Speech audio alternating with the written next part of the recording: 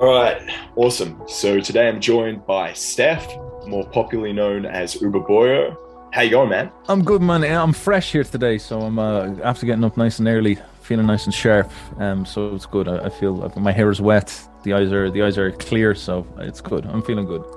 So for those who don't know, Steph runs like a pretty successful YouTube channel, 50,000 subscribers now. I'll just begin. Maybe we'll talk a little bit about what inspired you to start it and how has it grown over the years? Talk about how it's grown. Oh man, this will be a good topic because obviously listening to your channel, we talk about some very similar themes, and I'd love to get into those later. But I guess the insight into my channel comes from the name, like it's Uberboyo, and that's obviously a play on Ubermensch, the Ubermensch. And when I was, God Jesus, I kind of should wind myself back a little bit. When I was in school, I had the problem that we're all having, where we're all getting miseducated. Being turned into bug men. Like all these institutions have been built in order to funnel us along the assembly line, constructing us into these decrepit entities that are what modern men are, turn us into soy boys. And that happened to me, like everybody else. And I remember being in college specifically and finding Nietzsche and stuff like this. And I was always interested in literature, like it was the thing I was good in high school. And I remember being in college as well, and I was around drug culture. Oh man, I'd love to get into that because you talk about the 60s and all that stuff. We definitely have to dive into that later. I was around drug culture. I was around, sexual liberation. I was around all the music stuff. I was rebelling against not necessarily rebelling in an extreme way, but I was sort of breaking out of my kind of youth and my country origins of growing up. And then I was also in college, and I was around theorists and teachers who were telling me to do things like critical theory. They were giving me Karl Marx, things that I didn't understand. Like I was doing, they show me like sociologists and stuff like this, and all this stuff went really over my head. I just didn't really like it. I remember this. I remember having critical theory. I remember having Judith Butler slapped in front of me one day, and I was kind of, reading. The teacher was explaining it to me, and I was a young dude. I think I was very good in my instincts because very early on I was kind of like, this just sounds a little bit off. I didn't know what it was about it, but I just didn't like the vibe about it. I didn't like the tone about it. I didn't like the way that it was coming across. And so basically, I was about 2-3 years into college, and I said to myself, "Screw this! Like I'm dropping out. Not interested. I'm not here. I it's too dense and jargon heavy, all this stuff about Marx and all these type of things. I don't believe I'm stupid. I don't believe that this is some type of magical knowledge that I need to spend a PhD trying to break forward. This just sounds like crap, if to be perfectly honest. And so I dropped out, basically, went my own way, ran off and started to read Jung and Nietzsche specifically. I was reading an awful lot of Nietzsche, but also like that was only a kind of minor faculty. That was like supplementing my intellect. I started running around and, I went and learned to fight. I went to martial arts. I went boxing. I went doing Muay Thai kickboxing, went to the gym, did all these type of things, went around, just like, I got to sort out the girl problem, went around talking to girls and all this type of stuff, worked on, I went around like finding mentors to teach me how to speak, all these type of things. So I did an awful lot of stuff. I was trying to quote unquote improve myself. I went and became a radical early 20s improver. And I guess around about the time Jordan Peterson popped up, he was like, because now he kind of seems like a bit of a cringe boomer if people are listening to him. But when he showed up, he was saying, like, he said the words Nietzsche and Jung on the public internet, and I had never heard a public figure say that stuff before. And I was like, what? This is real. Like, I'm not just some schizo. Like, what is going on here? Holy shit. And he was like, it's okay to improve yourself. It's good to be responsible and improve yourself. And he started to articulate all the stuff that I felt bad about in college. He was saying, holy shit, these are all neo-Marxists and all this shit. I was like, oh my God, that's what was going on. Those are those stupid books are all about. And so around about that time, I guess I sort of started, and there's like people like Gary Vee. There's like an awful lot of the normie internet. I was huge into it, and they were all saying stuff like, get yourself up in the internet. The internet's the big space to be. The internet's the place to go. And so I just started going up there and talking about what I understood, and that was like, all right, this is my understanding about reality. I talked a little bit about my journey and all this stuff, and I was talking a little bit about Nietzsche, and I was talking a little bit about Jung, and I was talking about the mentality I learned from fighting, and I was talking about art, and I was talking about creativity. Very creative dude, like just the way my mind works. And eventually Jung popped, so you kind of put stuff up on YouTube and you see what pops sometimes. And Jung just went nuts. Like it just started to go through the roof. A lot of people started paying attention to the channel for that. So I just started to talk about that a little bit more than everything else. And that really just took the channel off. And then over the years, I've really just been trying to refine my voice and the themes. And I guess a big intention from mine going forward is to try to do something a little bit more creative, but we'll get into that going forward. But it's a really kind of brief overview of the journey that I took. Yeah, there's so many parallels between your journey and mine, which is probably unsurprising. I think it's going to be something like historians will write about later on, right? Like how people's experience with the internet, right? It's but I actually first came across, the only difference is that I first came across Nietzsche in high school. We actually had a philosophy unit or subject, whatever. And at the time, and we had these Marxist teachers, but they were Marxists not in the new way, in the old way, like in the sort of like, I guess, like orthodox Marxist scholars. And they were genuinely extremely intelligent guys. Like one was like a philosophy teacher and the other one was a literature teacher, both of them Marxists, but both of them extremely well educated. And he got us reading Genealogy of Morals, right? In high school. And I remember at the time, like I was very much influenced by my literature teacher who was a Marxist. So I was reading things like Chomsky, Communist Manifesto, so on and so forth. And I would have considered myself at the time, if you asked me, I would have been like, yeah, I'm an anarcho-syndicalist or something like that, you know? But I remember... Sorry to interrupt, but like, you know, I maybe now I'd like to present myself as a radical Nietzschean Puritan who got it all right, was super based and very stuff. That was not true at all. I was absolutely fell for a lot of this stuff as well. I'm not even sure if that's true because I was genuinely a liberal millennial. Like that's sort of what I was. I was crafted into that. That's what my collective destiny was. I was very much like the people around me. I remember being into anarchism at one point and running around like reading about. I tried veganism. Like I've done those things. I experiment with that stuff and I got into it, and it was like these are very prominent around those times. And I remember an awful lot of the memes in the internet were stuff like, you remember Anonymous when it first came around, it was like you're trying to the government is the conservative Christian evil, George Bush and stuff like that. Like I was influenced by that vibe an awful lot. Like that is absolutely true. So brother, sorry to interrupt. No. I'm glad you did, because I was vegetarian for ages. I was vegan for a month or something, but I didn't stick to that. It was too much. But no. It's actually, the reason I mention it is it's important to mention, right? Is I remember one of the ideas I was most taken, or the idea that I found so interesting in my philosophy class was Plato's allegory of the cave, which is one of the first things you begin with, and that led me to think, like, what is it? What is perhaps like the great delusion of our time, or the great deception, or whatever? What's something that we'll look back on in 100 or 200 years and be like, oh, wow, that was crazy. And believe it or not, the conclusion that I came to was, it's probably going to be meat eating. I was like, yes.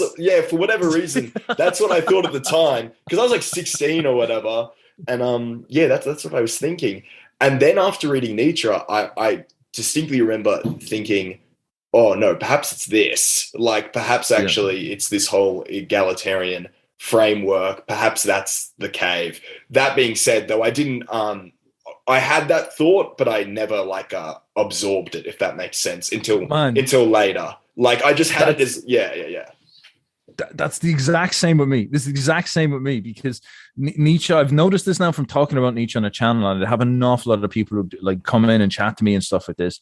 And I constantly see this, that it's like Nietzsche doesn't go, Nietzsche just does not penetrate the skin for an awful lot of people, because I think it's just too mind blasting when you really come down to it. Like I'll have dudes come in and they'll basically explain to me that slave morality is not, they're basically describing that they're like a total libertarian. And they'll say that, it's slave morality not to be this way. It's slave morality to be confined to old conservative values or something like that, which I guess in some sense it is. But they're not seeing beyond the sort of, you could say, the liberal paradigm either, in the way that they morally orientate themselves. Or I'd meet vegans and it'd be the same thing. It's like, what, you operate with the slave morality of eating animals? And I'm like, bro, I don't know. Like I used to think that as well, but I'm not sure if this is really the way. And I was the same. I read Nietzsche. I would literally sit down there and explain to people, the superiority of excellence over equality and stuff like this, and then go out and like read the anarchist cookbook and stuff like this, and try to figure out, wonder, could I like hack someone else's electricity so I don't pay the man tax or something, or the electricity bill or something like that. So yeah, I got into that buzz. I think it's too hard to. It's at first it's extremely difficult to absorb, and it's too much of a leap almost. So I think I actually understood the full implications of the philosophy, but it was just like that's too much, and I stopped there.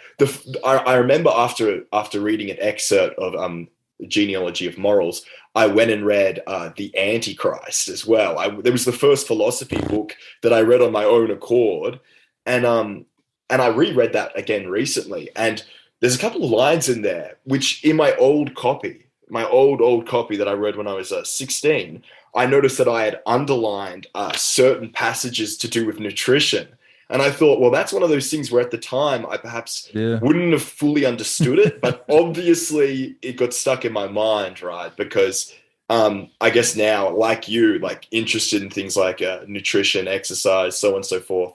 So yeah, it's very interesting. There's a lot of parallels.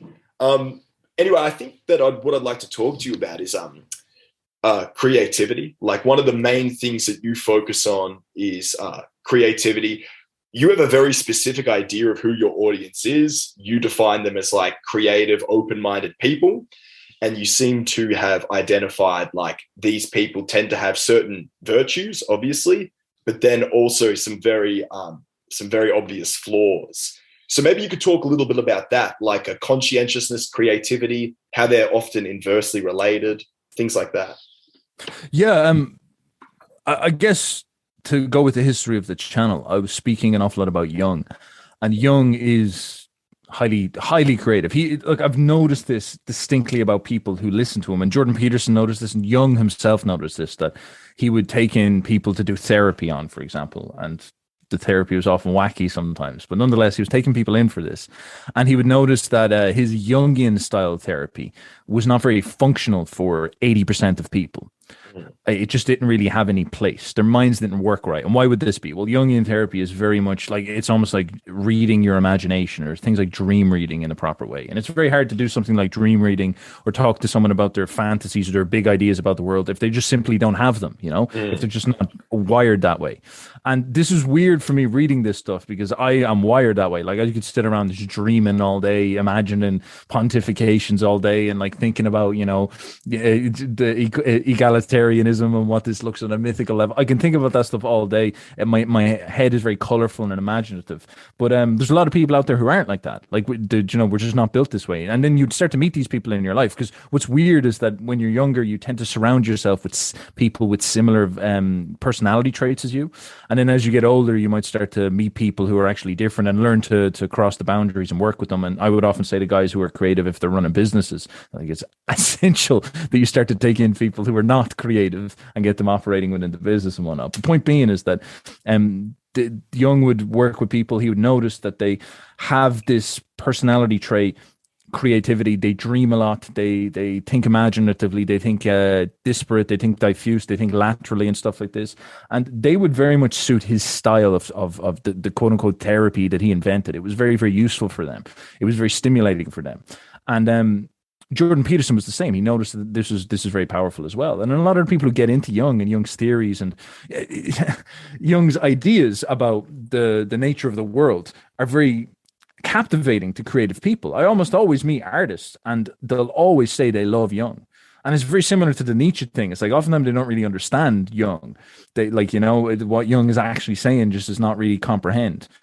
But at the same time, when they talk about him, I think it's something to do with the way Jung thinks that they love. Like this idea that there's this set of platonic forms in our minds that shape all of our stories and myths, or that shape the symbolic meanings of our lives, that can, and then what you as an artist can enter into your imagination and start to grab hold of these shapes and use them almost like the gods at the way to order your mind and make you a better artist and stuff like this. Like people love that stuff. Artists love that stuff, because what's the experience of someone being creative is chaotic. You're going into this imagination and it's all this fucking schizo shit going on. You're seeing all these things. And the idea that you can go into your imagination and go on this journey and search into your imagination and find these superordinate, stable forms, these archetypes, it's the platonic gods, and find them and meditate upon them and create art representative of them, and bring back then these like sort of tomes into the real world that will be immensely divine and powerful.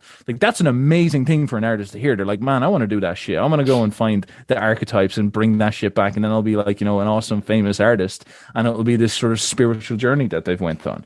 And you tell that to a lawyer, and they're like, what the fuck are you talking about, man? Get the fuck out of my office, like, you freak. Like, Jesus Christ, get a job, man. Like, what are you doing? But artists, like, that makes perfect sense. And so I think I've noticed that from talking about Jung, I would get these type of people in, and I am one of these type of people. And this is a personality type. This is a style, a way of operating in the world. And this has immense benefits and immense downsides. And it's very much worth learning what those are. And so that's one thing I often talk about. Yeah, so you've noticed, or at least you've said in a couple of your videos, that conscientiousness and creativity often are like inversely related. So the creative person often disordered and disorderly, and this actually often prevents them from producing things. And I think that like what you've encouraged is that you encouraged it then, that they collaborate with people who are just more conscientious and perhaps a little less creative, but more conscientious. But I think like one of the things that's good to do is to encourage creative people to adopt almost more like a workman-like discipline, which again is like anathema to romanticism or whatever, but it actually is essential if you're going to produce something. Is you need to have some of that that workman-like discipline. Which is often dismissed as like bourgeois or something, right? When in fact it's like essential for producing production. Do you know what I like? The way I like to frame it is that there's nowadays almost this sort of sense that art is feminine and art is left wing, and art is sort of this special, and like what is an artist? Artist is someone sitting in this like broke as fuck in an apartment drawing like shitty pictures or something like this. But I'm not sure if that's the full description of what art is, because if I look at someone like Beethoven, he didn't strike me as someone who was like a degen. He struck me as someone who had immense sophistication. He was very, very conscientious. He had a very, very powerful follow through. He was a manly artist. He was a dude who went deaf, but still made sure that he produced these awesome works. And so creatives they're like, when you begin the Jungian thing, you begin as a little entity. You should begin as someone who has this sort of skill, this superpower, this superhero. You're very able to think differently. You're very able to think imaginatively. But what you have to do is you have to figure out a way to balance that out with the other traits. And so the most common sort of antithesis shadow trait would be the conscientiousness, the orderliness. But the orderliness is sterile, as I often say, and can't really be creative that well. And these two things can work together in people. Like I found it in myself that I'm quite industrious. I can just have serious volume. So I'm very good at just producing a lot. That's conscientiousness applied. But I'm also very, very creative. So this is a winning trait, a winning mix. Some people might be very open-minded and very conscientious. And that's the same thing. That's almost the recipe for success in some sense. If you can get these two things together, it's like high IQ and high work ethic basically blended together. And so when people have creativity, they should be looking to, this is just a Jungian idea 101, they should be looking to balance their opposite, balance their shadow, saying to themselves, I'm creative, the opposite of me is someone who's conscientious. So I've got this feminine trait within me, which is sort of what creativity is in a way. I want to combine it with like army discipline, army militarism, order, hierarchy, these type of things. All these things that the creative will often sit around and be like, I hate the world. They'll draw like these big symbols about how like the hierarchy and discipline are evil, and that's what turns us into a square man and all this type of stuff. That's exactly the stuff that they need. Either they impose military discipline on their own lives, or they actually outsource it to somebody else. And as I would say, like a movie, why does a great work like a movie get created? Well, a movie has a director who's generally the creative dude, and then it has a producer who is the organized, conscientious dude. So they actually distribute the roles into separate people. At big projects at that scale, you need to do this stuff. But also at the same time, any good director will have a producer inside of him a little bit. He'll know what that job is like. And this is what we would say like a fulfilled or complete or well-constituted, an individuated man or creative, as Jung would talk about. He fills out his personality types. He understands that he's got this great gift in creativity, but he needs to balance it out with all these other things in order to get that gift going. It's like, look, if you're an athlete and you were really strong, but you were slow, it's like, well, if you want to be a good boxer, you're going to have to get fast as well as strong.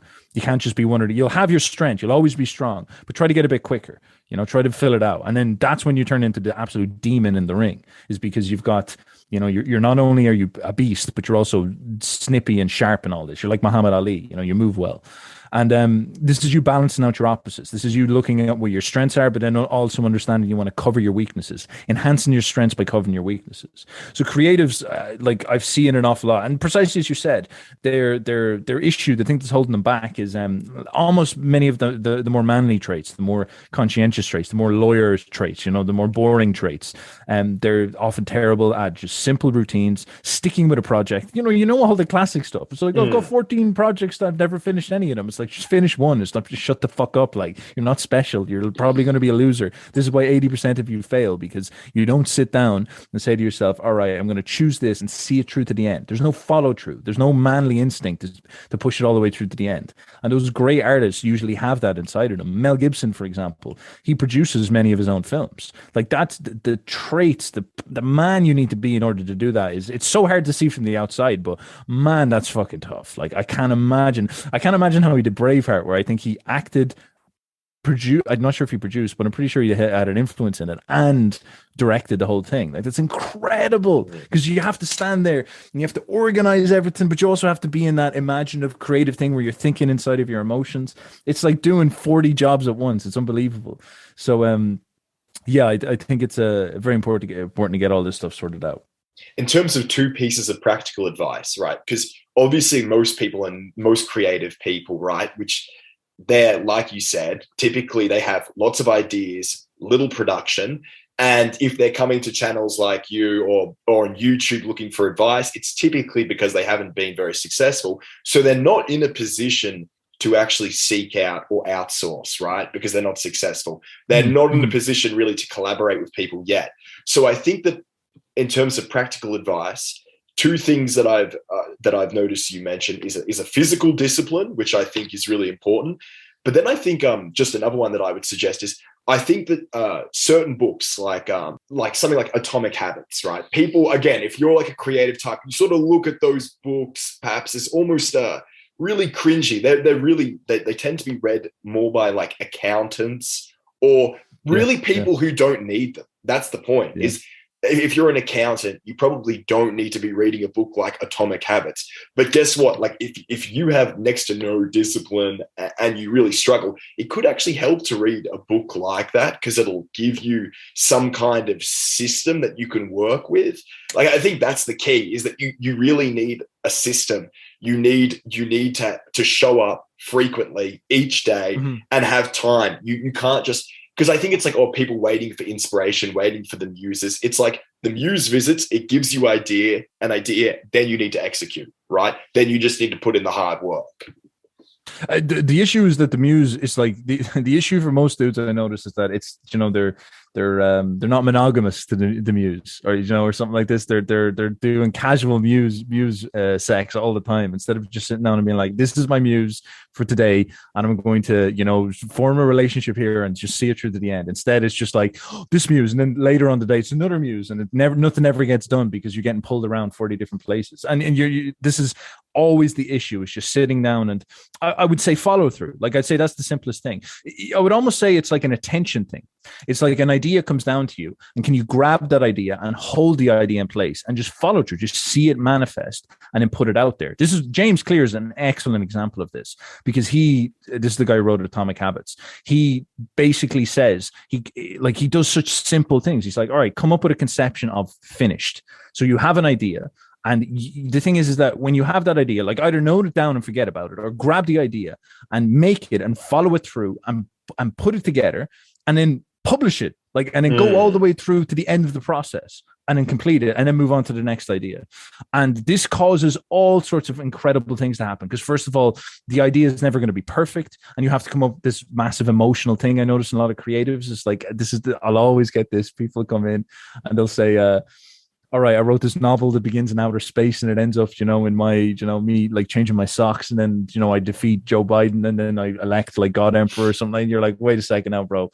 Wait a second. Right. How about we just start by writing one Mm. simple story that you can do well? And they're like, oh, and then we go and I discuss the whole story they put together. And it's like, it just breaks down. I don't even criticize their story. I just get them to say it out loud, and they say it to another person and who's actually listening. And then it just crumbles. They feel depressed. They fall apart. They're like, man, this is shit. I can't believe it. And I'm like, listen, your perfectionism actually got in the way of you just manifesting something. If you just went out there and produced a draft and finished it, instead of getting 20% through the draft and then going and leaving it alone and then starting again and then doing that, like, in 2 weeks, starting again, just go through all the way to the end and see what happens. Follow through and get all that stuff sorted out. You will actually see far more tangible results. And so, yes, James Clear, his ideas about follow through to the end, getting things published, all this type of stuff is brilliant. But of course, the problem with creatives is that their minds, like a psychedelic experience, cannot see this type of stuff. So they look at James Clear and they're like, this looks boring and shit. I want it to be James Chaos. I don't want this. I want it to be like, a blood red cover with like,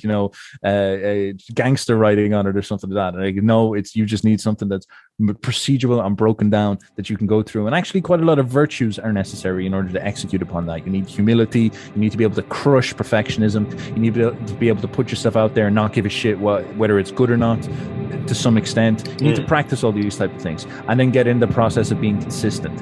And this is usually the recipe for success if you have that high level of intellect and imagination. All right, nice. Well, we might just have a quick music break and then we'll come back and talk about the importance of physical discipline. Sound good? Beautiful. Yeah, let's do it.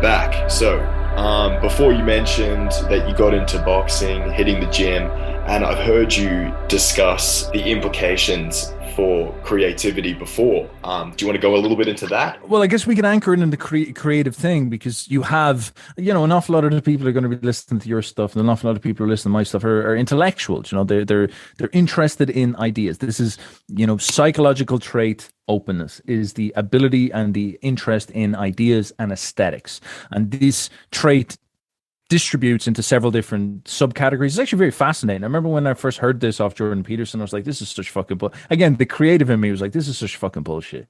Like, what is going on here? Are you serious? You can reduce man down to these like ordinate traits. I was like, bullshit, I'm not interested. Fuck this. I'd rather it say something more chaotic, like, oh, it's all archetypes. I'd rather that. But no, that's not how, this is not what he explained. He said, you know, this is the categorical distribution that they've made, and these are actually very stable when they analyze people. It's not the whole picture, of course, but it's very, very useful. And they found that trait openness to ideas, openness to aesthetics, has this ability, is, you know, people like this, they're big ideas, big thinkers. And this actually splits into, I think it's like intellect and creativity. And so you can actually get people who are very intelligent and high intellect, but they're not creative.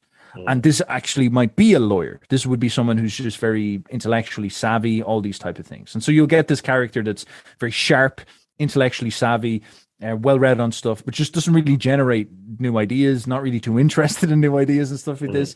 And they're often quite disciplined as well. This is the lawyer archetype, or the archetype of the businessman, the kind of businessman you would understand as the organizer. So this would be like Henry Ford, perhaps. This isn't a perfect analogy, but this would be like the guy who's, you know, organizing a system. It all clicks into his head. He sees the accounts. He figures all this stuff out. He's very smart, very sharp. That's a recipe for serious financial wealth if you have those together. But you're going to be a boring bastard, maybe. That's also the danger. Oh, or you could be really cool as well. Depends. Very manly set of traits is what I'd say. That's like the most masculine way that you could orientate yourself and you could appear.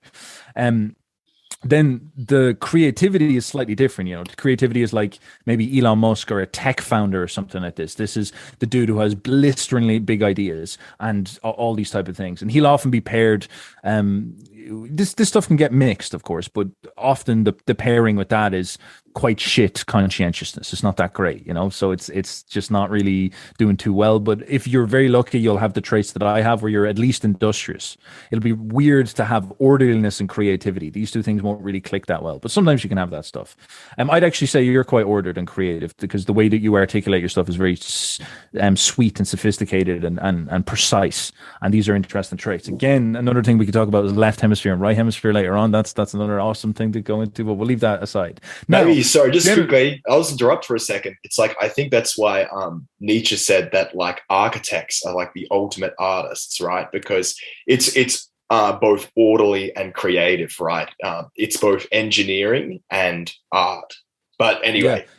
Well, actually, this is a really good point to bring it into the physical thing, because inherently intellect, ideas, aesthetics is platonic. It's the world of ideas, where the archetypes live. This is why the creative people get into Jung, because they're like, oh my God, I can go into my own imagination and open up fucking Narnia and go inside here and find this world of dreams and imaginations and thoughts. And I can spend my time, like, it's such an interesting thing to say to someone who has a strong intellect, that it's actually worthwhile you spending your time bodybuilding your mind, like putting order to your mind building, you know, looking at the ideas that float in your head and trying to articulate them and make logical sense of them. It's worth your time developing those. So you walk around your day and you have these little thoughts or flickering ideas. It's worth your time going in and either pulling out those visions. This would be like a visual artist. You see those flickering visions you have, pull them out of your head and manifest them as a painting or as a statue. Or you hear those ideas in your head, pull them out as like a rap song or as a fucking piece of music. And this is saying that there's a way, there's something you can do inside of your head that's very important. This is this whole Jungian idea. This is really powerful. Or to say to an intellect like yourself, those thoughts, those ways that you see the world, if you pull that stuff out and order it and present it to the world, you've achieved something. You've done something incredible. You've done like an individuation, whatever the fuck you call it. And if you said it to a normie, they're like, what are you doing? Get a job. Like, do something. Jesus. What are you talking about? Who cares? Like, what do the books matter? What do you mean you can see a vision in your head and you want to paint it on a picture? You're broke. Like, what's going on? This type of thing. But to you, it's really important. Now, what's interesting is that journey of going into your head and sorting your mind out and all that stuff, very important, like pristine, probably one of the most powerful things you can do in your life. Very, very satisfying. But it's also the same with your body. Your body is almost the antithesis to the Platonic realm. You know, it's like outside of the Platonic realm. It's out of your head. It's down here. It's the opposite of the creative. It's the opposite of the intellect. It's the opposite of the mind. And there would be people who are, I don't see this in the five traits, by the way. I don't really see this well factored into it, but I would see that the body is like the antithesis to the creative. Why? Because the body is the opposite of abstract reality. The body is the physical reality. In fact, you can even see this philosophically in like Nietzsche and the way Nietzsche complains about idealists versus realists, and he talks about that juxtaposition and just it's almost like Apollo and Dionysus, the strong contrast between the two, and the fact that they're sort of eternally going to be at war, and you need to find both of them inside yourself in some sense. So the problem for someone who's in their head, an intellect who reads books, an artist who draws paintings, any of them really, is that they'll probably subvert their body. If they're too one-sided, if they're too intellectual or creative, they're going to, like, the archetype, the nerd, the dork, the librarian, the skinny artist, and all this stuff. And if we want to sit down and talk about a model for fucking badass Chad artists going forward, you would start to suggest, well, we want to talk about complete people. And what they would do is they would get out of their heads and they would start to connect with the real world. They would start to connect with the body. Would be one of the best places to do this. The body is almost the ultimate disciplining tool for the mind, because you talk to any fighter, this is something you learn very quickly in fighting, is that weirdly your mind is superordinate over the body. Your mind can force your body to do incredible things. Your mind can tell your body you've got 20% more than you think. Your mind, like your relationship with pain that the mind can develop, is fucking brilliant. Like you can be in pain, but from working out, from pushing yourself, from fighting, you can be in panic and shock. You can be having adrenaline dumps, but because you've been fighting, your mind can say, you're okay, we've got this, get some space, calm down, don't show pain, don't show fear, all these fucking warrior traits. It's so powerful. But what happens is, before you get to that, you need to learn how to beat the mind with the body. It's quite strange. You need to learn how to go, and the mind, you might be in a state of depression, or you might be in a state of anxiety for the day. This has actually happened to me loads of times. I'd be in a bad mood, or I've lack of sleep, when the mind is not working properly and the mind is slow and I'm not creative and my ideas are not really, and I go and I hit the gym and I go fighting or something like this, and it gets my body going, and it changes my mind. The physiology changes my mind. This is another thing about things like diet and stuff like this. You'd often notice this whole paradigm is missed out on the mental health world, and this is just destroying people these days. Like, depression, all these type of things. Like your physicality is the predicate for many of your mental problems, and it's one of the things that you need to focus on. And this is not just the body. The body is a very simple version of this, because this turns into a sort of archetypal problem for creatives, that they're stuck in the imagination and they can't bring themselves down into the real world. And there's many ways that this manifests into even simple pragmatism, all these type of things. But an example that you brought up, which is a brilliant one, is like the great art of architecture. Why is that so sophisticated? Why is that so profound? Why did Nietzsche see it as the ultimate manifestation of power? Because it is fundamentally the most difficult one to do. You're manifesting something in the real world. Statues and buildings, these things are not abstract at all. They're fully they're right there in front of you, and this is why they hit you like a ton of bricks. This is why they're so powerful, because it's almost like they're a step beyond the theory cells. They're like the manifestation of the theory and the representation of it. Like Greek statue is more Platonic than Plato in some ways when you think about it. Maybe that's because it's mastered the entire universe in order to come to being. The same with a human being. Look, I'm going to start going on tangents, but yeah, I think that's a sort of broad overview of what I'd be thinking about when it comes to these things. I don't know if you ever saw it, but I made a video a while back on Mishima, bodybuilding and Greek sculpture. And that I talk about him. So he was obviously, I think this is the best book on this topic. Like, he's obviously a sick boy, very effeminate, adopts like the discipline of like sun and steel. And really it's a reflection on how the physical discipline impacted his mental state as a creative person, and how he noticed like this tendency, exactly what you're talking about, this tendency towards abstraction. A good way to counteract it is to do something grounding, like a physical discipline. And the way that I think about it is you can just think about it like energy. Almost if you don't expend physical energy, all of it will be directed upwards into your head. What I've noticed is that it's this is what's so interesting about this stuff, is that I learned better ways to conceptualize this stuff. My ability to intellectually present my ideas improved from going to doing these things where I pulled myself out of my head. In fact, Nietzsche has a brilliant phrase in his 10, when Nietzsche was simping for Lou Simone, he wrote I think he wrote some type of article where he said 10 things you need to do in order to write better. And one of them was the more abstract an idea, the more it needs to appeal to the senses. And any decent artist will know this. Actually, this is again another dichotomy: the artist and the philosopher. So, like anybody who's into abstract intellectualism, they need to go down to the artists, because the artists talk about the senses. They'll make them better articulators of their philosophical ideas, because they'll force them to do these habits better. They'll be better presenters as a consequence of this. So, for example, one of the ones Nietzsche would always say is bring abstract ideas down into the real world. And I'd noticed this myself. I go out and I'd live in life. I go and live my fucking life. I go to, spend time with women and stuff like this. I'd go and I'd like fight. I go and work out. I go and do these type of things. I go and look at the big building and stuff like this. And it tethers my thinking to something real. And it actually informs and helps me reshape my thinking. So what would often I've noticed, like I'm trying to articulate this idea of what am I talking about with all these personality traits? Like, how does this make any sense? How's this useful? What's going on? So I go fighting, and fighting is so brilliant because it's so realistic and it's so goal orientated and it's so fucking violent. It's so brutal. Like when you're making a mistake in fighting, when you're making a mistake in philosophy, like nothing happens, man. You're just an idiot. You're just wrong, but actually you start getting a following if you're lucky, but in fighting, if you're wrong, your jaw you'll get brain damage. You literally go home with a headache, like you'll go home with a concussion. It's binary, it's dangerous. And your idea, like you go home and you sit down after you get your first proper slack and get rocked, and you're sitting down there with your headache and you're like, man, I have to take this more serious. Like I can't learn this if I'm going to be an idiot. I can't be a theory cell.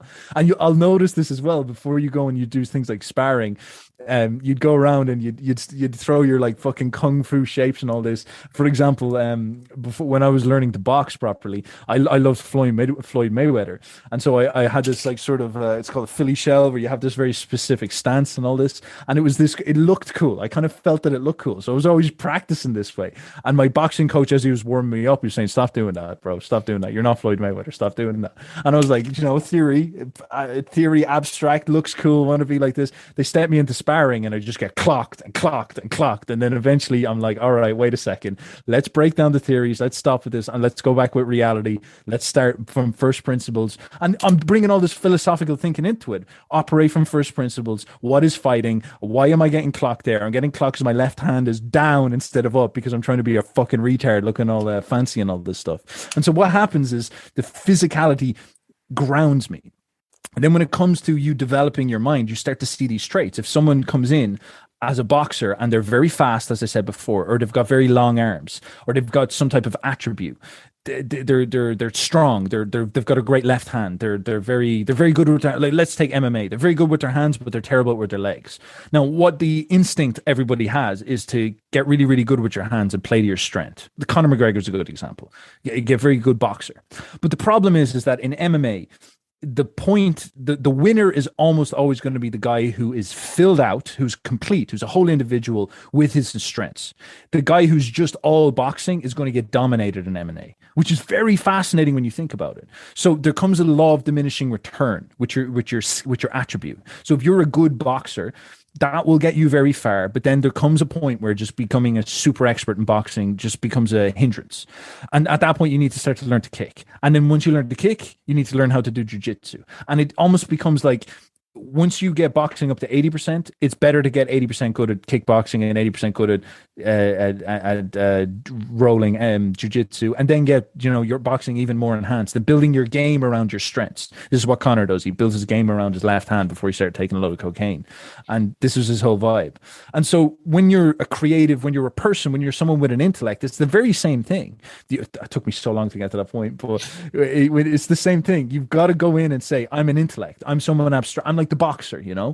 But in order for me to become a better fighter, I actually might be worthwhile going and living, in a physical reality of some sort, developing my body and something. Instead of idealizing all these concepts in my mind, I could go and idealize my body. I can see what it's like to manifest a superior set of delts. I'll see how that shapes my thinking. And then what you'll find is that you'll find a lot of bodybuilders, guys who are living in a sort of abstract way. They might maybe suck with things like finance, or maybe they suck with things like, fighting, or real things like going and getting girls and all these type of things.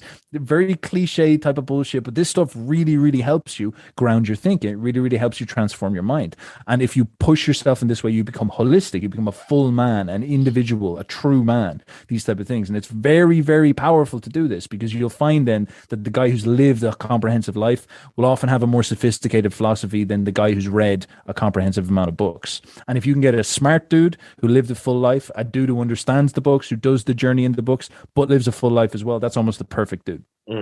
Wait, it's exactly what you were saying before with integrating the opposite, right? Like, I actually haven't read any Jung, but that's exactly it, right? It's that Jungian idea of integrating the opposite. If you're very cerebral, it's very good to get physical because it'll level you out.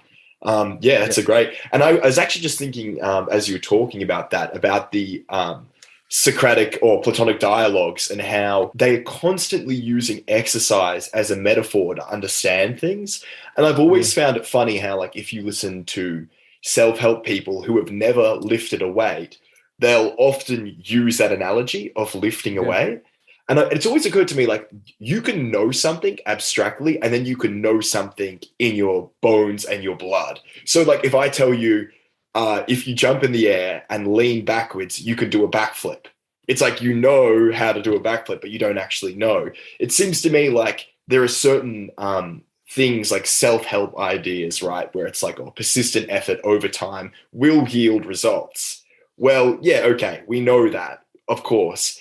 But there's something about the physicality of, like, day in, day out, doing something physical and watching your actual physical appearance change. It's almost like you begin to know in your bones and in your blood that, like, persistent effort over time is transformative.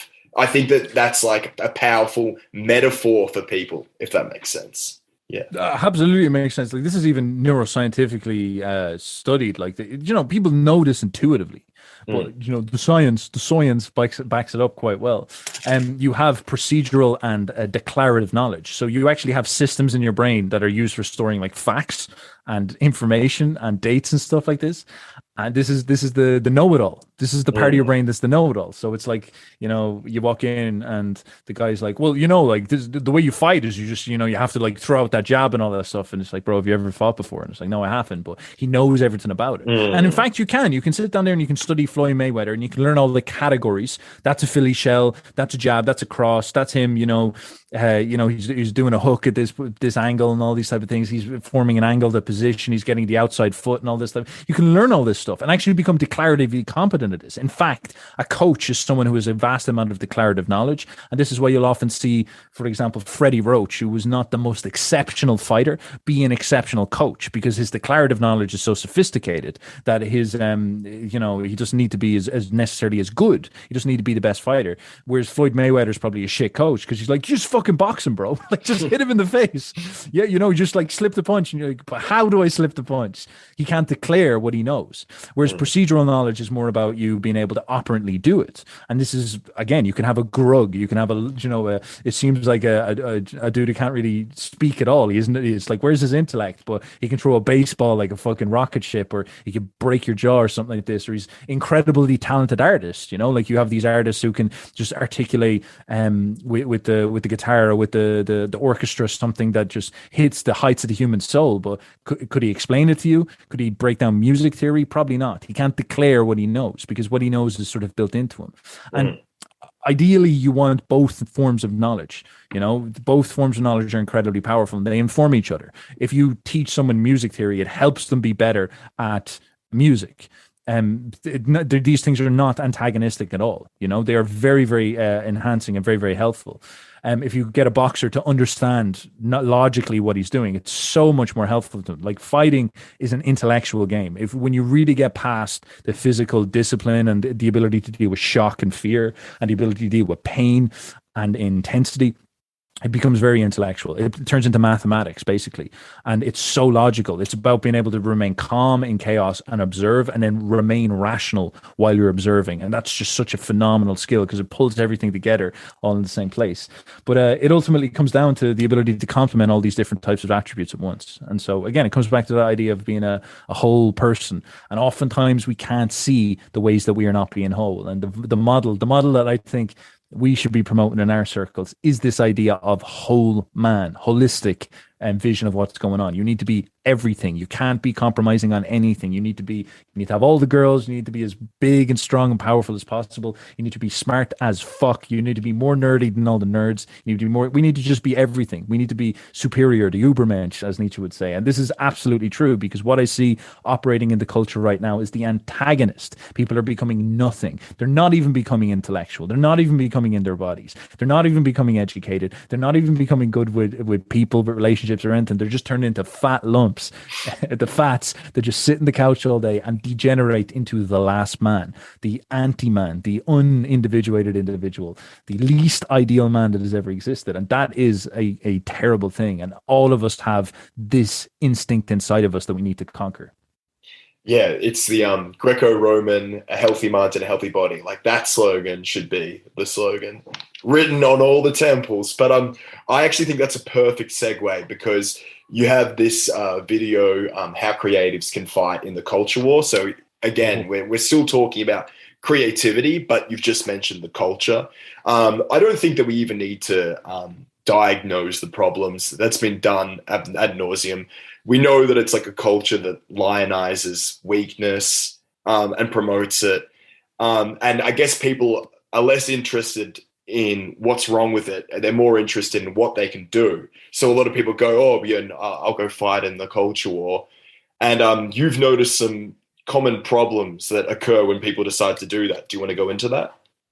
Yeah, well, look, I often, this is brutal, like, but I often see people who can declaratively talk about things like excellence, but they're not excellent. You know, there's a lot of dudes in the circles who don't like what's going on, but they're simply not good enough to make a difference. You know, like there's an awful, Nietzsche would talk about this, the resentment. Let's say, for example, the way we look at Hollywood as one of the sources of all of our cultural myths. And what's the big thing now is like Hollywood's so woke. Hollywood's out there promoting, from all this bullshit and all this type of stuff. And understandably, there is some institutional there's solipsism going on. There's institutions acting on their own interests and all this. But what like, who are you to make a difference? You're just some fucking millennial who's figured this shit out in like 3 years. These people have built this institution over the course of 70 years. And if you were serious about changing that, how would you compete? What would you do? You'd have to be such tightened to pull that off. You'd have to build everything from the ground up, and you need so much talent. So say, for example, someone came in like almost like an Elon Musk level organizer, fully organized CEO and master of the universe, and he was like, I'm going to make a new Hollywood, we'll say. Now, is that even a good goal? I don't think so, but let's just run with it for the time being. And then he went around and he tried to harvest out of all these people who hate the modern world and stuff with this skill and talent, and he would come across all the same problems. Is that all these people maybe have the right values, but they don't, they're not conscientious. They're creatives that aren't conscientious, or maybe they don't have high enough skill quality and aesthetics and all this type of stuff, and they just aren't serious. They're not professional. They're not busting their fucking ass in order to make something serious. And if you started to see a culture form which was that type of energy, it was professional, it was excellent, it was like delusionally interested in winning at all costs, focused on procedure, focused on making the best stuff possible, focused on like moving past the sort of jaded complaints and all this type of stuff, you would see amazing things happen. And I think that's one of the major problems, is not necessarily that, like, there is definitely a sort of strangulation by things like censorship and all these type of things, but all of that stuff feels like an excuse. Like the Irish reclaimed their nation while living in fucking in hills. We were sleeping on the side of the things, and I complain about things like censorship, and I'm like, man, my ancestors less than a generation ago were fucking like running around fighting against the biggest army in the world, man. Like it just doesn't register that well with me. It just feels off. The Greeks, the people that we all admire and all this, like Achilles, they charged over to Troy and lived there for 10 years to make sure that they took the fucking state, the city down and all this stuff. Like, this seems like it's levels beyond and what I see a lot of people playing around with and all this type of stuff. And so how you could fight in the culture war, I would again put it back to that Nietzschean idea of like, how could you produce excellence? How could you push towards this type of thing? What would that mean? And this would be a very comprehensive thing. It wouldn't just be artistic. I see an awful lot of people saying we just need to make new art. I'd love to talk about that, because I'm not even too sure that's the right approach. art does not happen in an echo chamber, and it cannot happen in an echo chamber. I think maybe something like art would be fantastic. I'd love to see it, but you'd also need to talk about like the concepts of power. Like, what is power? What does it mean to accumulate wealth? Like, take away political power. Like, how is there systems of people making money and stuff like this? How do all these things work together, and how are people focusing on these type of things? And around that, then being built a culture of excellence. All these memes, they're profound, they're powerful. I don't want to own them. I don't want to go and say I'm the authority and how that culture should work. But I'd love to put that vibe out there where it's like, look, we're here to have fun. We're here to play around. We're here to do, like make fun of things. We're here to assert our reality, put Chad up against Wojak as like Ubermensch versus Last Man, whatever it is. But ultimately, we're here to get the shit done. We're the professionals around here. And the people in charge, the regime, are a load of like sclerotic boomers. They're not some type of, satanic blessed entities that are here to destroy us. They're just literally old farts that don't know what they're doing. And we're here to take the future. And we're here and we own the future. And we're the ones that are creative. We're well constituted. We're all put together. And it's ours. There's no one out here able to compete with us. We're the Vikings of the modern world. We're the new Hollywood, whatever you want to call it, this type of vibe. Yeah. The thing when I listened to that, one thing I wanted to add to it was like, if you're in like a culture war, you can call it an information war. Let's go Alex Jones with it. If you're in an information war, it's like, well, first thing you need to work out is like basic strategy. Are you in a defensive position or in an offensive position, right? Are you defending the fort or are you on the outskirts? Now, I think that like you talked about the problem of reacting, right? And maybe you could even go further. You could talk about the problem of conservatism more broadly, is that a lot of people, right, they think that we're on the defensive. It's like we're defending Western civilization against encroachments from an outside force. But it's like, well, hang on a second. Like, is this your civilization? Is this your culture? It's like, no. And it hasn't been for perhaps 50 years or something. Like everything that was considered normal has been inverted, right? And now if you have those more traditional values, if you want to call it that, you need to recognize that you're on the outside. And what do you do with that, right? So if you're in an offensive rather than a defensive position, well, first things first, you need to recognize that because that's going to inform how you approach it. And I don't know do you know Jonathan Bowden? Oh man, I love him. He's fantastic. Yeah, he's fantastic. Well, some of the best insights that I think he had was conceptualizing the right, first and foremost, as like a vanguard movement. And he did so many lectures on the Frankfurt School, not simply to complain about them, but to actually look at, well, what did they do? And to actually take inspiration from them. So I think that he would, for example, like one thing that he talked about, which I found so interesting, was deconstruction, and how deconstruction could actually be something that the right adopted. Because there's this tendency on the right to look at the left and say, they're nihilistic, they're relativistic, they want to deconstruct everything. But that's not actually true. They're actually pretty fanatic, right? They have their values well defined. And if you go and poke any of their idols, right, they will get angry. So they're not nihilistic or relativistic. They have values. And he mentions this artist who she started drawing portraits of Hitler and just putting them in galleries. And then people would say, what are you doing? And then she would say, well, I'm being anti-bourgeois. I'm deconstructing. I'm going against the bourgeois. And you mentioned the Italian futurists, right? They would go and say, bomb the suburbs, destroy everything that exists. Like they see themselves as a subversive revolutionary movement on the outsides. And some of these movements actually were very vitalistic, right? They actually had a lot of energy behind them. They inspired movements. So I think that so long as people adopt the conservative reactionary approach, nothing new will actually get produced. What it takes is people I think that attitude you talked about before, like having fun with that, samizdat, all of that is important. But what do you think about that? Like taking a subversive approach rather than a conservative one? So First of all, this is such a good topic. I'd actually love to continue it. So maybe I'll say a little bit here and then we can take a break and then we'll come and gather our thoughts and come back and hit it nice and hard because this is huge. This is such a big deal. And the reason why I think it's going to take a bit longer to talk about it is that I would look to have actually just talk about tangible examples. Again, this is where people get lost up with this stuff an awful lot. They get very, very abstract with it. Like if you look at the hip hop culture, you look at the blacks, we'll say, in America, they've achieved something incredible. And this is almost heresy for an awful lot of what I see floating around in the Samsies mean culture and all this type of stuff.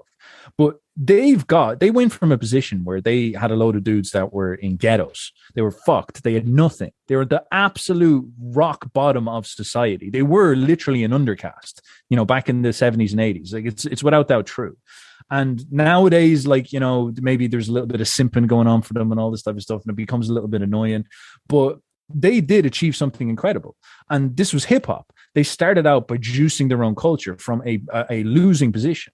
And the approach they had with it was quite fascinating. It's almost Nietzschean in a sense, because these people were representations of they were almost like the Germans outside of Rome. They were the barbarians. They were the horrible, uncultured people, the outside race, the people that you're not supposed to focus on. And because of this, they are naturally a little bit more vitalistic because this is the way that we see them. And again, this is annoying sometimes to hear, but I think it's really important to kind of punch at some of your shadows here and look at this stuff. And they were able to turn around and almost violently among the drug dealing and the pimps and all this. They produce this style of music that's really intense and really aggressive and really assertive.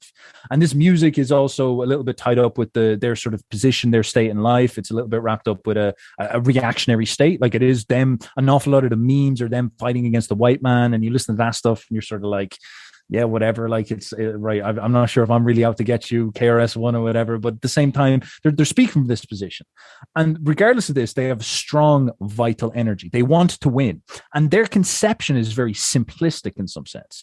Like they're sitting down, they're saying to themselves, "We want to win. We want to get to the top. We want to assert ourselves." And the style of music is very masculine. Like it's completely dominated reality. Now listen to white music since then. Listen to white music in the 90s, rock music. Well, again, we could talk about rock music. That's an awesome discussion. But by the time the 90s came around, again, I'm like, I fucking hate this, but I'm sort of influenced by this soy boy side of things, where I listen to Jeff Buckley, and an awful lot of the music would be a little bit soft, a little bit kind of weak edged and stuff like this. It's not that the white man doesn't have his more aggressive music and stuff like metal, but it's just the white kind of guy was the soft kind of hipster singer from the noughties and all this. Whereas listen to the most masculine music now. It's either going to be heavy metal, which is a little bit dissonant, or rap, which is really just the sort of music of the world. It's masculine music of the world. And that's because the way that these guys were projecting this back then was that assertiveness. They had that vital power, and they were just obnoxiously putting it out there. They were turning it into something that they were showing up. And then certainly they got sort of chosen by the culture because they were minorities and stuff like this. But at the same time, they did phenomenally well for themselves. And they've turned several of their members into billionaires. They've taken people from the ghetto and made them billionaires. Jay-Z, Kanye West are billionaires. They've dominated the cultural paradigm in an absolute sense. They're doing incredibly well for themselves. And that's everything to be admired. And it's very modern. It's very adapted to the real world. It's very adapted to the modern world. A lot of it's really good as well. Like I love listening to certain rap. Some of it's shit, but some of it's really, really good. Some of it's not like fucking high art, like Beethoven or something like this, but it's real. They're telling the truth. They're telling their reality. It's got a vibe to it. It's fun to listen to, all these type of things. And this is a good example of a culture being in the defensive position, winning. They came out on top. And regardless, people will come up with all sorts of conspiracies or ideas about why that happened. And maybe they're true. Fuck do I know? But at the same time, the result was achieved. And that's really what matters, isn't it?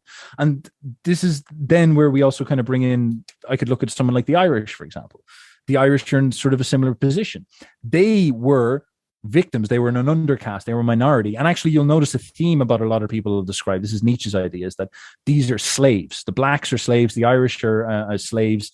And for this reason, they have a stronger vital energy because they can hold on to their resentment. You know, they can say, I feel oppressed, therefore I should fight for myself. The Irish are like, I'm oppressed by the English, I should fight for myself. I've noticed that the English and the Europeans at large can't really think this way. This is the masters' struggle right now, that they can't really think in an assertive way because they're too defensive. I meet a lot of English people, and, you know, all the historical grievances aside, they will apologize to me and stuff. And I'm sort of like, bro, listen, man, you know, I'd rather if you fucking try to fight me than apologize. Like, come on, like, let's get out of here, right? Let's stop being silly now. Like, England's great, you know. Like, I like the English. Your class, you know. Please go back to being a bit more cool. Like, what the fuck are you doing? This is the worst.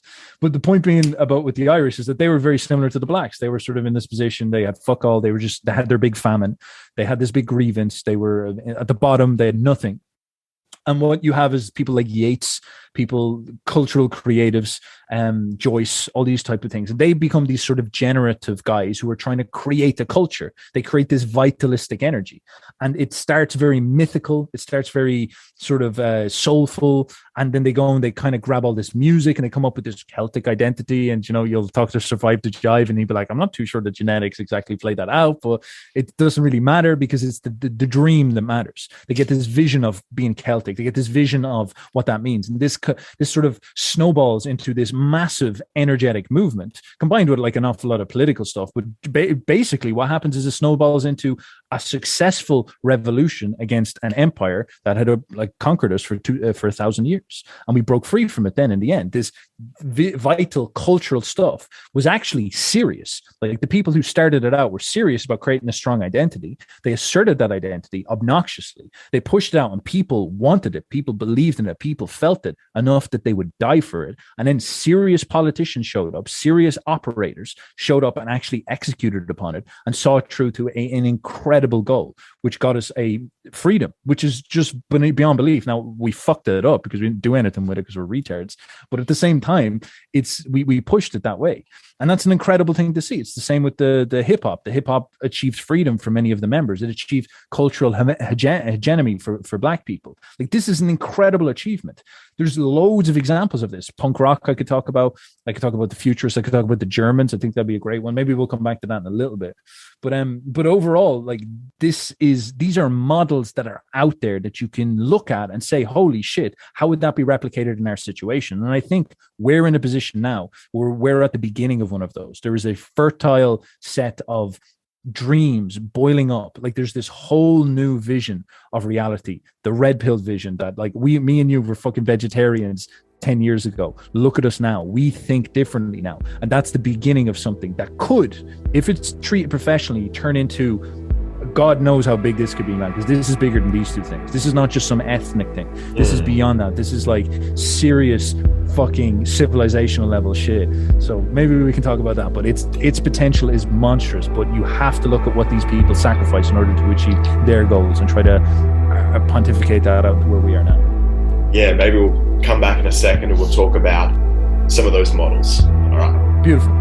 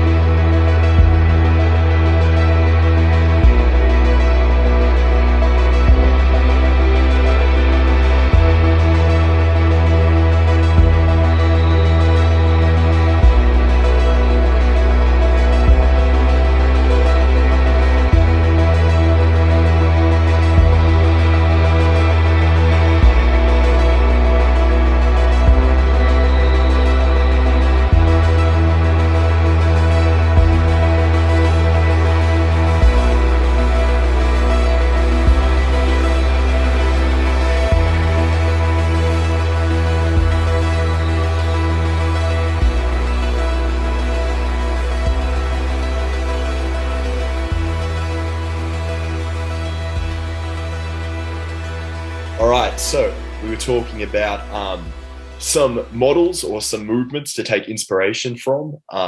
Steph's mentioned tons, and he's going to go into that a little bit more now, I think. Okay, sweet. So we were speaking about, for example, the black cultural movement, which was hip hop, and how culture turned into power, and turned into a success, a goal. And it's not necessarily a tangible political goal, but it's incredible what has happened for them. They've got people positioned at the top of the world, billionaires and stuff like this. This is a great victory. The Irish is sort of the same. You have culture, these words break down at this point, because I say something like culture turning into a political goal, but that's not necessarily the right approach to it, because in some sense it's almost like vital energy. It's like desire. You think of it psychologically. You lie down in your bed, and what happens is you have a dream about a GF, you have a dream about a girlfriend, and then you go and you have all these fantasies about what it'll be like, and then you push world inspired by this imagination, by this dream, to go and talk to the girls. And then maybe one girl sort of says, blah, blah, blah, you puke, disgusting, or something. There's another girl's like, oh, you're really cool. And then another girl's like, nah. And then another girl's like, you're really cool. And then you get like 3 dates, and then you go on one date, and then boom, you're like, land the girl, and you have like a GF, and you're like, lads, I've achieved it. And during those hard times when you're getting rejected, the dream pops up again and motivates you to keep going and all this type of stuff. And maybe the way you could describe this is, again, using a Nietzschean idea. You've got this sort of Dionysus-Apollo relationship. It begins as an instinct. It begins embodied. It begins as something vague, something sort of trance-like, shamanic, where you're like, oh, the GF, you see it, it's a desire. And then what happens is, as you go and you secure the girl, and maybe, after post-nut clarity, you have your Apollonian moment, once you've achieved what you need to achieve, and you sort of crystallize it, and it's like, all right, that's what it was, and it's sort of over then at that point. It's been achieved, it's done, and you've kind of reached that life cycle. And this is really, really a big deal, because within cultures this happens too. The Irish have this dream of freedom, and they push to get it, and they achieve it. And this is a reactionary, in some sense, slave dream. This is what you want. You want to be free. This is what Nietzsche would talk about, slave morality. But this is very motivating and powerful. It's a very real thing. It doesn't matter what it is. It works. The blacks would have the same thing. They have this dream of, and not disempowering, where like we want to assert ourselves, we want to assert our realities, and it actually does empower them. The Germans, I was speaking about them briefly, very, very, obviously much more controversial and far more significant, as something that you can kind of look at as a very, very interesting, because these guys were not necessarily slaves. This was a different type of dream, but it was the same sort of model. You have people like, maybe the earliest would be people like Beethoven, but I think the most profound is probably Wagner, who creates this vision of mythical Germany. And look at what that turns into. And this just creates this captivating dream, which turns into German nationalism in some sense. And it's not like, this is so hard to describe, because it's not like Wagner created the German nation, but it was like the German instincts were awakening. And part of it was Wagner. Wagner was like the dreams, but then there was also the physical muscles, which was like Bismarck, that came in and did all this stuff. And this turned into a titanic movement. This is German idealism, I guess, is another way you could say it, that just started to build up with all this momentum, and it manifests as World War I, which was essentially Germany shot at taking over the world and creating something. Man, imagine if that fulfilled. God knows what that would have been. But they lost, and then it again reappeared. It was so strong that it reappeared as the secondary movement, which was just a slightly more extreme version of itself, which was the Nazi movement, which again was even more culturally vitalistic and culturally energetic and culturally intense. And it was more like crazy, but then it was so intense that the rest of the world were like, whoa, bro, I thought the Brits were like, I don't think no, okay, wait, we got to stop this. We got to put this on now. This is fucking nuts. Like, what the fuck is going on? And loads of people in Europe were like, Young and all them were freaking out about it too. Like, it was scary to see it come up and all this. But the point being is that it's that vital energy carried through towards, and it builds up its momentum and turns into something super powerful. And I guess in the position that we are in now, it's really important to understand that. It's really important to understand what a vital energy begins as, and what it needs to do, how it needs to flourish, because these things can fuck up as well. They can peter patter into nothing. I'm talking about successful movements, but man, like, look at the intellectual dark web, like Jordan Peterson. Jordan Peterson began with so much momentum, so much energy, so much power, and he was beginning this sort of like counter-reactionary based conservative movement. And now it's gone, man. It's dead. He has really nothing. But it's not like he didn't have an effect. Like Elon Musk listens to Douglas Murray and all those dudes, and that's better than nothing. At least Elon Musk is starting to become a little bit quote unquote based, but it's not going to go anywhere because it's not like you're saying, it's not a sophisticated contradiction. It's not a sophisticated alternate stance to the liberal paradigm. It doesn't really, it's not going to do anything. It's not good enough. Like it's not successful. So it's going to be this thing kind of pops up and then it goes away. Punk rock is another good example. Like that was a movement that was very strong in like the 80s and 90s, but it just sort of, it didn't turn into anything. The punk rock was really about like, fuck the man. You didn't take down the system. They got completely conglomerated into the system. Now you have like pop punk these days, which is just a lot of teenagers, it just doesn't, it just turns into nothing. These things can fail very easily. And all the dudes reading fucking Nietzsche and all this shit, they could be one of those. It could very easily turn into one of those. It could very easily turn into punk rock or intellectual dark wave. It really could. There's no reason it couldn't. It's very hard to get success in this world. Now, between that and something like hip hop, like that would be a great goal. Hip hop, Irish nationalism, German idealism. Like these are far bigger dreams. These are very, very important things to look at because they're successful. And are they even that successful is a better question. Like Christianity is more successful than any of these put together because Christianity got durability for thousands of years. Like that's a fucking victory. That's an indomitable power. And I think this is where things become very significant and serious because if you're truly to understand what I think Nietzsche was talking about, this new vitalist vision for a new world, that's the level of success we're talking about. We're not talking about like petty Irish nationalism. We're not talking about just the Germans, getting thrown a tantrum. Who knows what that would have turned into? And we're not talking about the blacks like making really awesome music. Instead, we're talking about like a whole paradigm shift where the entire value system of the world is reorchestrated into something brand new. It's like a shift almost. Like the way that I see it is you've got these different, I guess, like paradigms. Like obviously Greco-Roman civilization is surpassed by Christianity, and then I guess you could have the Enlightenment as a new model.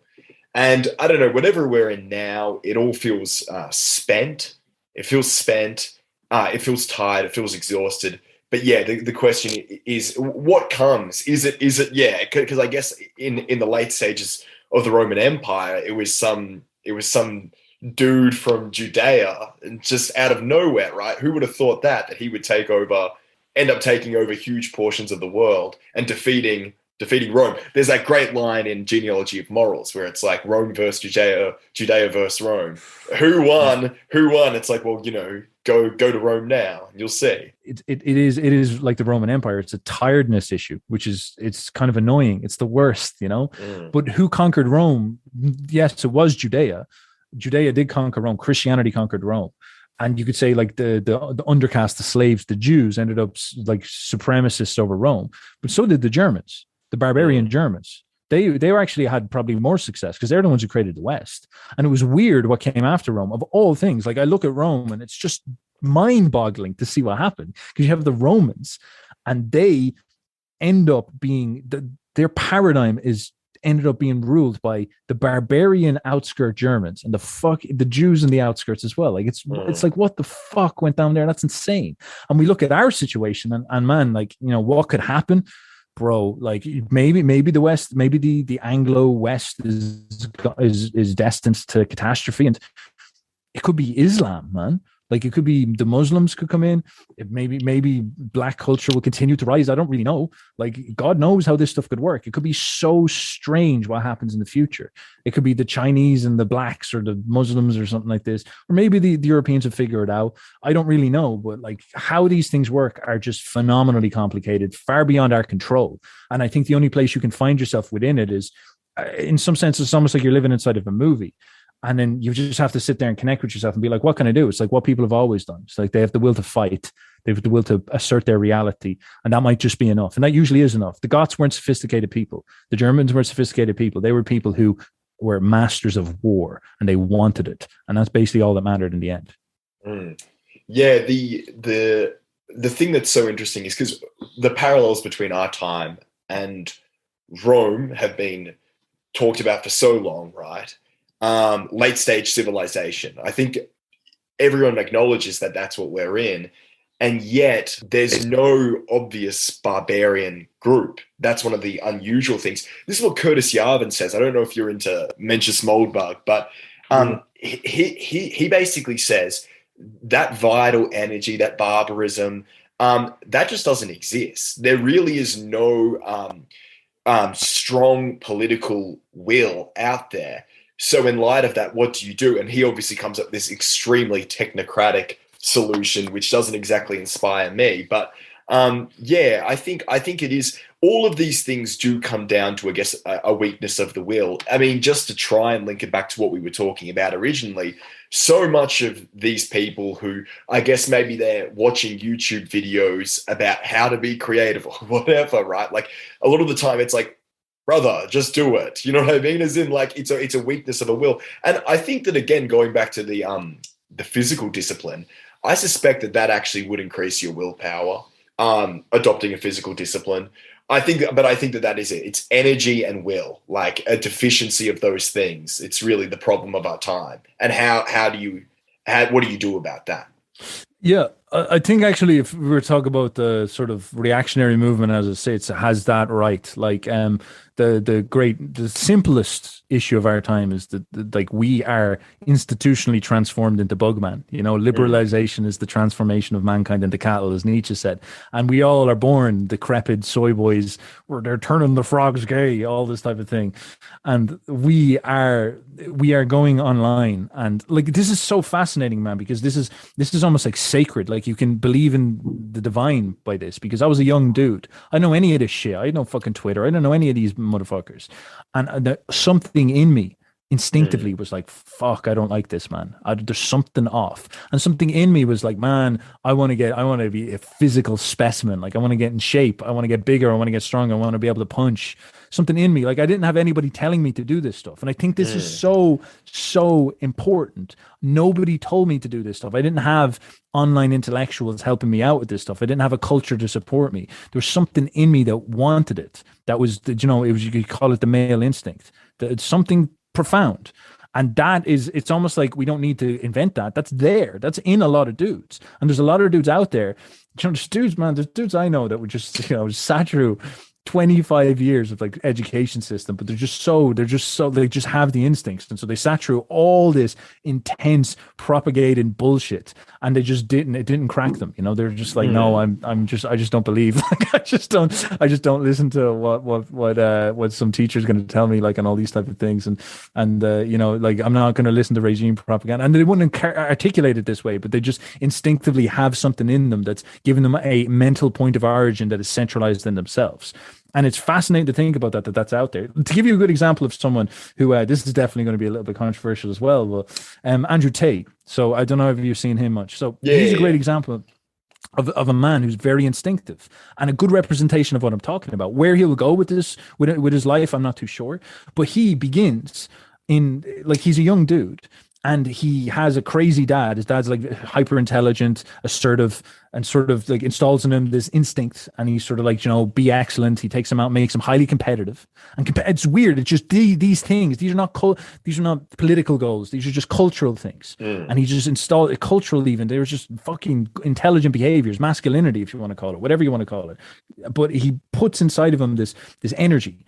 And Andrew has this energy his whole life. And so Andrew grows up, and his whole life he's going through school, and he's even telling these stories about his friends just not having the ability to think big. They lack this type of stuff, and he's just competitive. He wants to fight. He makes his way through the world. He lives basically a Nietzschean life. He does all these immoral things, quote unquote, like he gets girls on webcam and all this type of stuff. But he's obsessed about power. He's aggressively against everything that is modern culture. And he didn't read any books. You talked to him. I've spoke to him before. He's not like, I read Nietzsche and figured out that I shouldn't like the modern world. It's like, no, he was just like, it's bullshit. I don't listen to women. I don't listen to people telling me, I don't listen to losers telling me what I want to do. Like he says in a very crude and simple way, but it's very instinctively correct. And he makes an incredible amount of right decisions as a consequence of this. Immediately when insane things started to happen over the last couple of years, he was one of the first and most vocal people against it. And just instinctively, no one had to, he didn't have to sit there with the science and figure it out, because his gut is right. these type of things. And he's strong. He's an example of someone who's strong and vitalistic. Unfortunately for an awful lot of people, he's not the way that people want him to. People are like, I want him to show up as like a Nietzschean platonic bodybuilder, but it's like, look, maybe that's not how it's going to appear, this type of thing. Or at the very least, you could look at him and take inspiration and say, imagine if we could get someone with that little bit of intellect as the cherry on top, but had all these other traits, because these other traits are more important. And this is, I think, what he proves, is that like a true instinct is more important than any amount of intellectualism. And I think that that's actually why, again, the physical discipline is important, because I think what it does is, like you said, these are innate instincts that almost get suffocated, not just through education, but through like so many other things in our environment, whether it be the food that we eat, so on and so forth.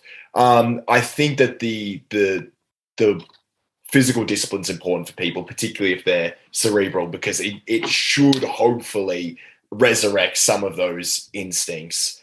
That's true. Yeah. That's what you hope. I mean, that's as far as I can tell. In terms of what people can do, it's basically nutrition, a physical discipline, and hopefully those two things can awaken some more healthy instincts.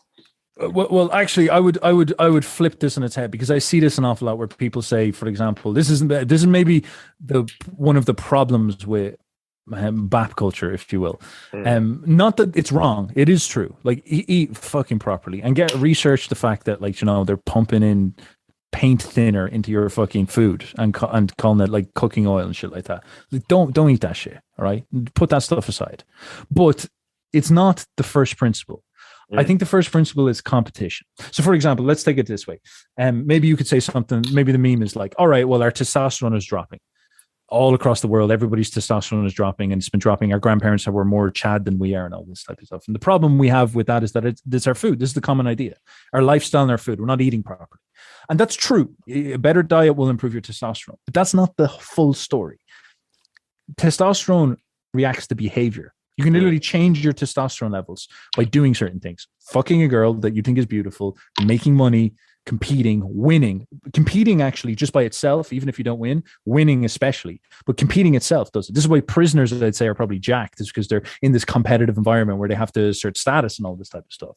And I think the point here is that behavior, or you could say a attitude geared towards competitiveness, stimulates testosterone. And this is where you can have motherfuckers like Conor McGregor, because he would eat McDonald's when he was younger and shit like this. This is where you could have people who are guzzling down seed oils, but they just don't give a fuck. They're just literally monsters. Why would that be? I don't think it's the food. I think you can overcome stuff like food by just being cracked in the head, where you're just like, I want to fight. I want to win. I want to compete. I want to go onto the world stage and I want to attack. You look at the modern world and you say to yourself, oh, capitalism, oh, the communists, oh, the evil ones who are controlling it, whatever category you want to slap in there. And a lot of people get demoralized about this and say they're oppressing us, they're poisoning us. And there's some people out there, it's like, I want to fight them, I want to go on and I want to take them on and I want to win, I want to become the ones who are up there and I want to become better, I don't want to take them on. It's like, oh, there's evil ones out there, techno satans there, sweet, finally something for me to do. I was fucking bored around here hearing all this bullshit. And I think that is the predicate. I think if that's there, then put diet on top of that, absolutely, and on all the other the sorting out your body and all that stuff, absolutely. But without that foundation, it's quite weird. I start to see diet turn into this feminine neurotic thing, where it becomes like, you know, I'm gonna eat enough like bone broth, and then I'm gonna take down to the New World Order. It's like, I don't know about that, bro. Like, I think you got to be wary. So, yeah. That's not to say you shouldn't drink bone broth. yeah, bone broth, good. I actually suck it down. I broke my arm there a while ago. I don't know if you can see it. Oh, really? Oh. How'd you do it? Sausage arm. I was on a bike and I crashed, man. It was stupid. I'm going to be car mode from now on. So, all right, brother. This has been great. I've really enjoyed this. Hopefully the audio isn't too shit because of my microphone. But I'd love to speak to you again sometime. If that sounds like something you'd be interested in doing, let's do it. Because I feel like we barely scratched the surface.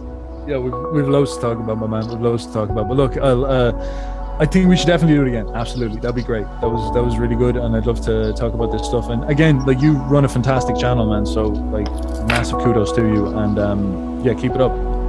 Is there anything you want to plug before you finish? I'm all right. Like over in Uberboyo YouTube, check that out. But you know, if any of my subscribers are here, use lads, I'll probably share this and I'll just give Mr. Russ here a follow, because it's fantastic. It's really good stuff. I'd say check out. I think it's aristocratic Nietzschean radicalism or something like this. That's a really good video. So that'll be a great place to start. All right, I'm gonna snip that, chuck it on Twitter or something. Brother, thank you. Have a good one.